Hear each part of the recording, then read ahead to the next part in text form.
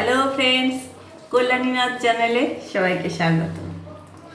আজ আমি খুব এক্সাইটেড, কারণ অনেক দিন পরে বাড়িতে এসেছে ইলিশ মাছ। আমার প্রিয় মাছ, আমার কেন আমাদের সবার প্রিয় মাছ। আর সেই মাছের ভাপা, তাই তাড়াতাড়ি করে আমি সর্ষে বেটে বসিয়ে দিয়েছি। তোমাদের সঙ্গে শেয়ার করা হয়নি রান্নাটা, কিন্তু আমি বলে দিচ্ছি তোমাদেরকে কিভাবে ইলিশ মাছ ভাপাটা আমি করলাম। একটু দেখো, ভাপাটা হচ্ছে কড়াইতে সর্ষে বাটা দিয়ে ইলিশ মাছ ভাপা হচ্ছে। কিভাবে করলাম মুখে বলে দিই তোমাদের, অন্য একদিন দেখিয়ে দেবো। আমি যেভাবে করলাম সেটা হলো, প্রথমে ইলিশ মাছটাকে ভালো করে জল দিয়ে ধুয়ে নিয়েছি।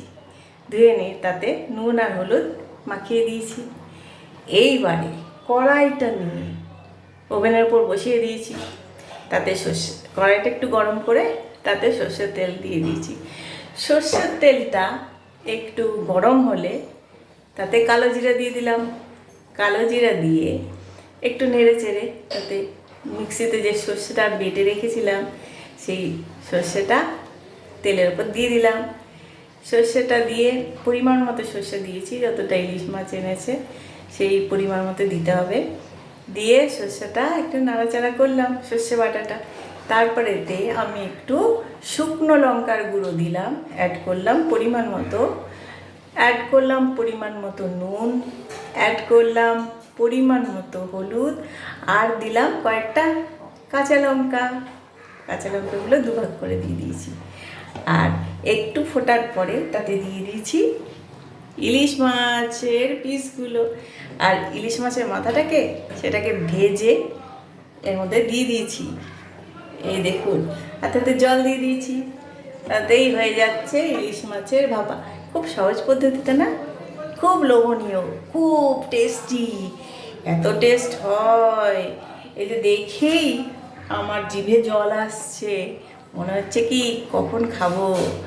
আর এখনো স্নান হয়নি, স্নান করেই খেতে বসে যাব।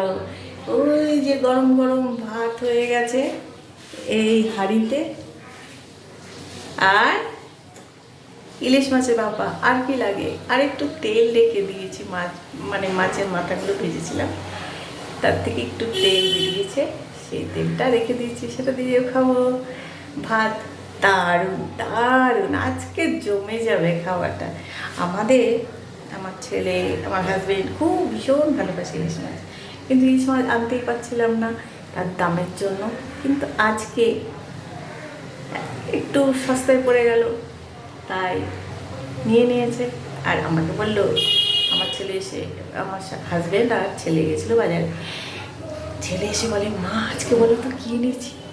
আমি বললাম চিকেন টিকেন বা কাটাপোনা কিছু এনেছে। আমি বললাম এই চিকেন বা কাটাপোনা। তখন আমার ছেলে এক্সাইটেড হয়ে বলে, না মা আজকে ইলিশ মাছ এনেছি। সত্যি এক্সাইটেডই হয়ে গেলাম আমিও, আমরা সবাই।